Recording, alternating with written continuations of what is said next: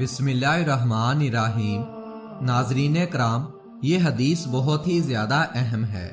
کافی لوگ اس کو جاننے کی کوشش کرتے ہیں، لیکن آپ کو یہ حدیث صحیح بخاری سے بتاتے ہیں۔ رسول اللہ صلی اللہ علیہ وآلہ وسلم نے فرمایا کہ جو شخص حدث کرے اس کی نماز قبول نہیں ہوتی جب تک کہ وہ دوبارہ وضو نہ کر لے۔ ایک شخص نے پوچھا کہ حدث ہونا کیا ہے؟ آپ صلی اللہ علیہ وآلہ وسلم نے فرمایا کہ پاخانہ کے مقام سے نکلنے والی آواز یا بے آواز والی ہوا۔ اسی طرح میرے پیارے دوستو، کسی نے آپ صلی اللہ علیہ وآلہ وسلم سے کسی شخص کی شکایت کی کہ جسے یہ خیال ہوتا ہے کہ نماز میں کوئی چیز یعنی کہ ہوا نکلتی معلوم ہوئی ہے۔